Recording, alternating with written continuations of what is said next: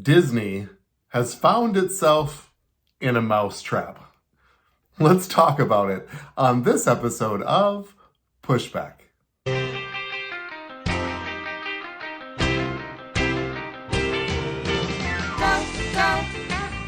Go, Jonny, go, go. Go, Jonny, go, go. Go, Jonny, go, go. If you're concerned about the direction our culture is heading, then maybe it's time to push back.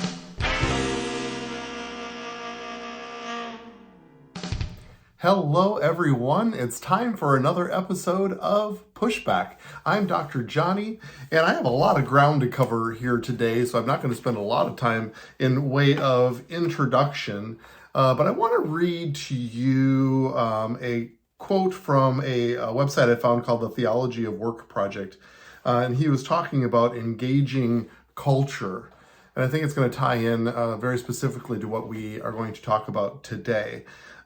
He says in Acts 17, Paul provides a model for us on how to engage the culture respectfully. It begins with observation. Paul strolls the streets of Athens and observes the temple of the various gods he finds there. He reports that he, quote, looked carefully at the objects of worship he found there, which he notes were, quote, formed by the art and imagination, end quote, of people. He read their literature, knew it well enough to quote, and treated it respectfully enough to incorporate it into his preaching about Christ. In fact, it even contains some of God's truth. Paul says, for he quotes it as saying, as even some of your own poets have said, for we too are his offspring. A commitment to radical transformation of society does not mean that Christians have to oppose everything about society. And I believe that really to be true. We can even look at the world, or what we would consider to be the secular world, and we can appreciate the gifts and talents of God's people, whether they know they're God's people or not. I'm moved by sometimes secular songs, movies, acting, art, and even something like Disney. I'm actually wearing my Walt Disney shirt. If you're watching on YouTube, I'm going to stand up here. I got my Mickey Mouse shirt on here today in honor of what we're going to talk about, but it's not necessarily going to be in a good light. Disney has found itself in a mousetrap. And I want to go through this because we need to observe the world and what they're doing and what they're saying. And we need to be educated ourselves about what is happening in this world. And clearly, if you've been paying attention to the news, you know that Disney has been in the news a lot lately.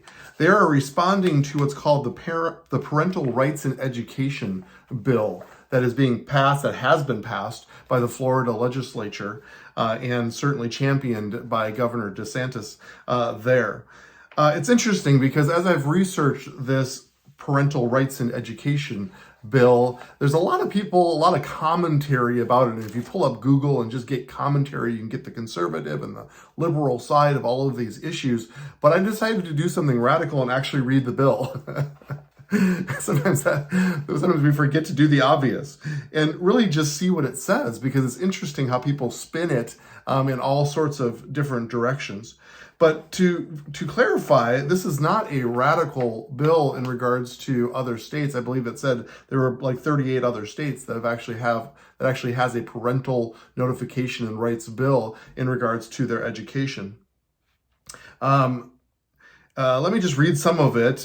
Procedures for notifying a student's parent if there is a change in the student's services or monitoring related to the student's mental, emotional, or physical health or well-being, and the school's ability to provide a safe and supportive learning environment for the student. The procedures must reinforce the fundamental right of parents to make decisions regarding the upbringing and control of their children by requiring school district personnel to encourage a student to discuss issues relating to his or her well-being with his or her parent, or to facilitate discussion of the issue with the parent. The procedures may not prohibit parents from accessing any of their students' education and health records created, maintained, or used by the school district.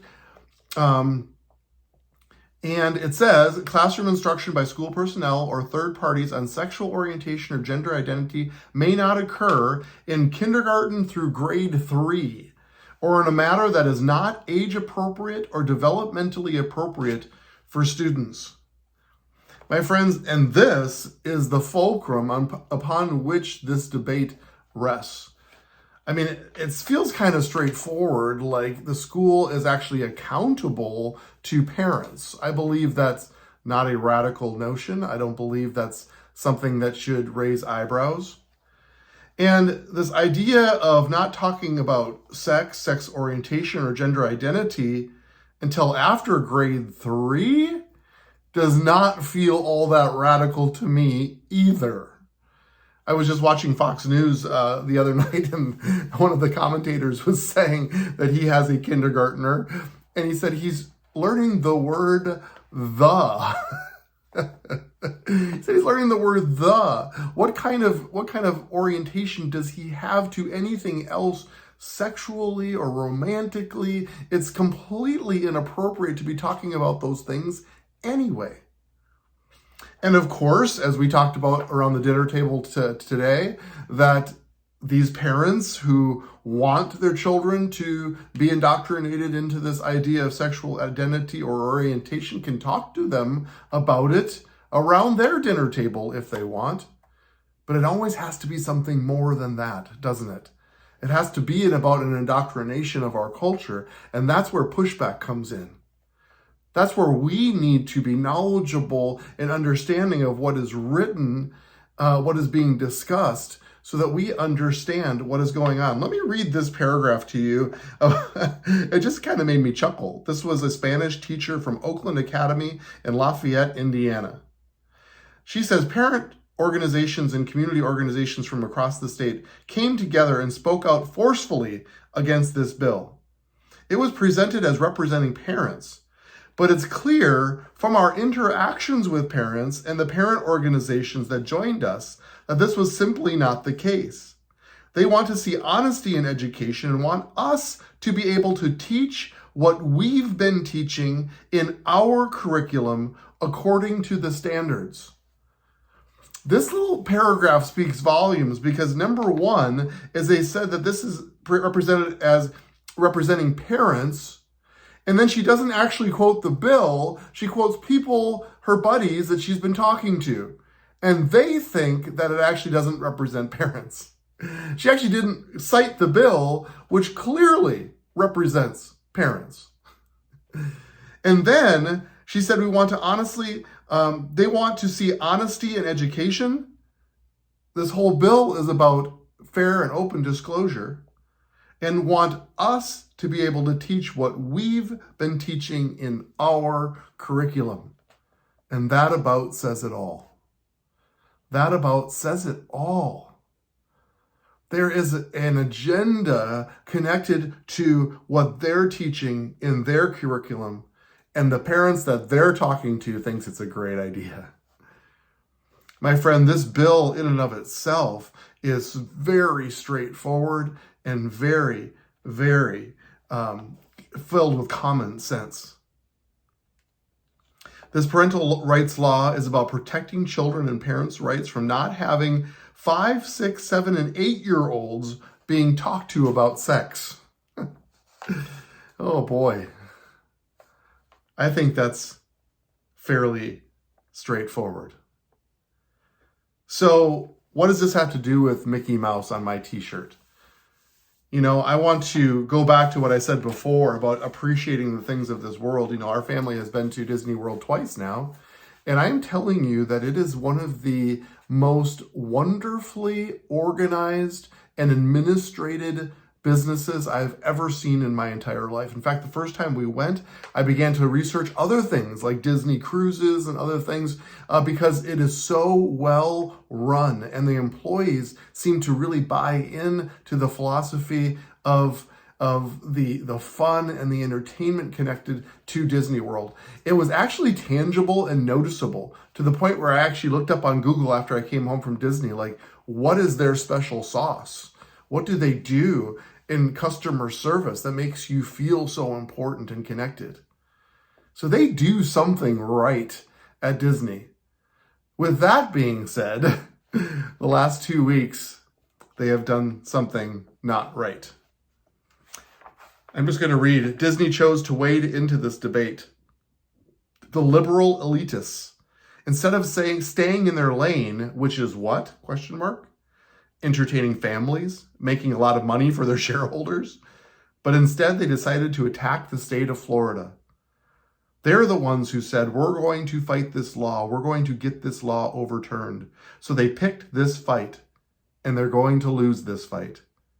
The Florida state passed a bill Wednesday to strip Disney of its special governing status. We're going to talk about that in just a second.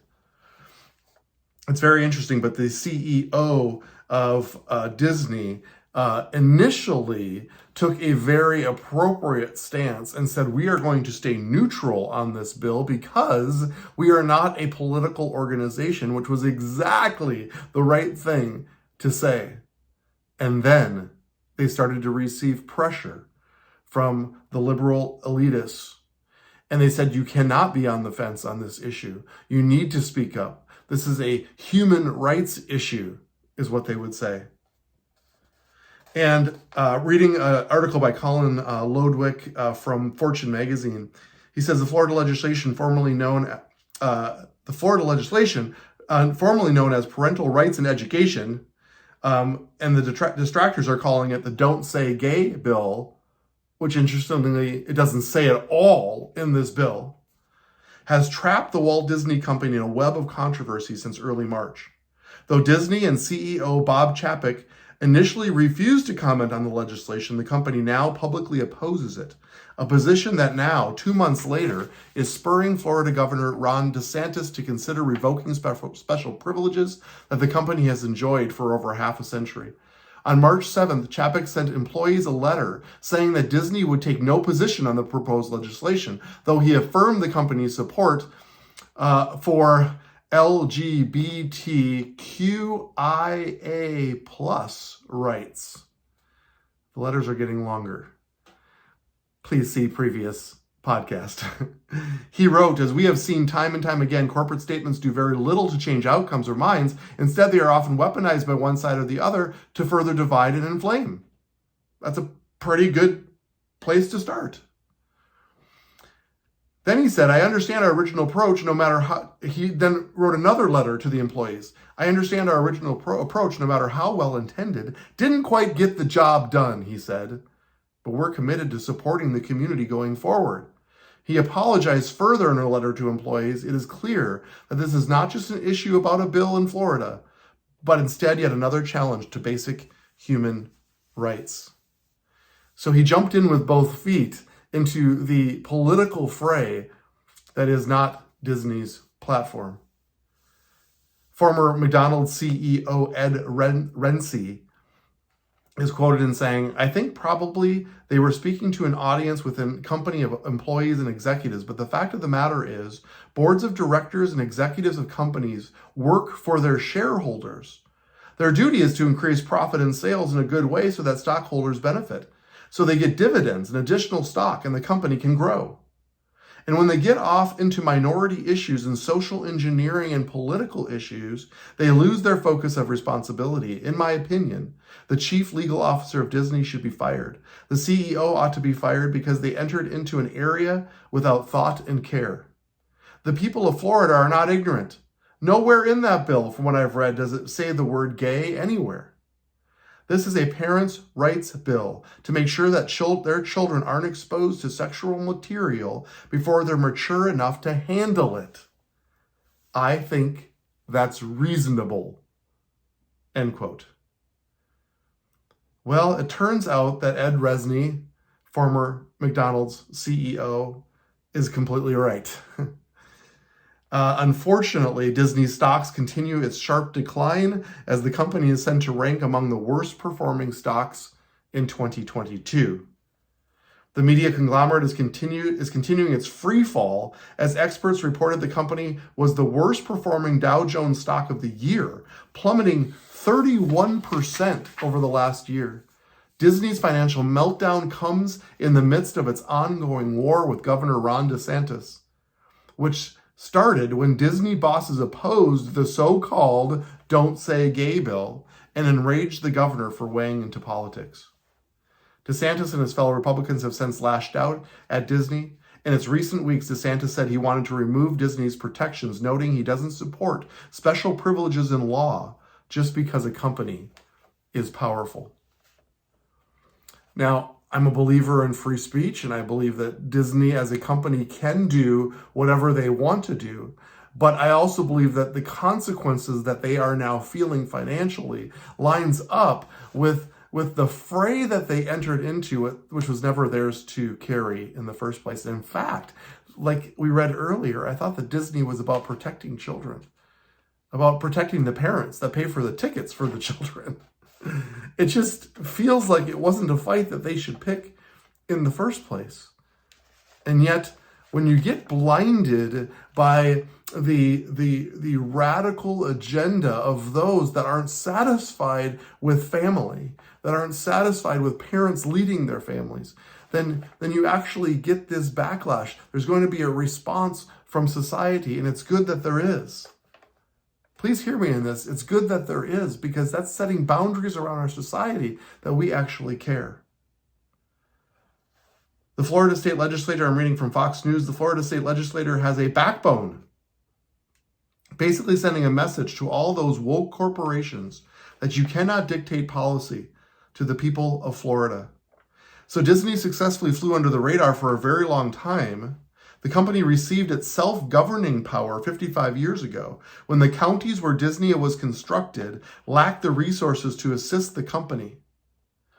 When a company serves a public interest, sometimes the counties and the state itself can actually give them sort of a self-governing place where that helps with taxes, and they see that Disney is a benefit to the state, period. And so they sort of take their hands off and allow them to run with the things they need to run with, because the counties basically can't even keep up. Unfortunately, when companies like this enter into the political fray, it's easy for politicians then to see that they are no longer serving the public interest. Oops. Disney found themselves in a mousetrap. And that came to pass last Thursday, when the Florida House voted 68-38 to end the Reedy Creek Improvement District on Thursday, meaning Disney will no longer be able to operate as a self-contained government. This is a big deal for Disney. It's certainly a big deal financially for them, for their infrastructure, for the things that they would hope to do or expand. Pretty much any other building product now would have to go through usual channels through the state to get approval. This is going to, unfortunately, bog them down.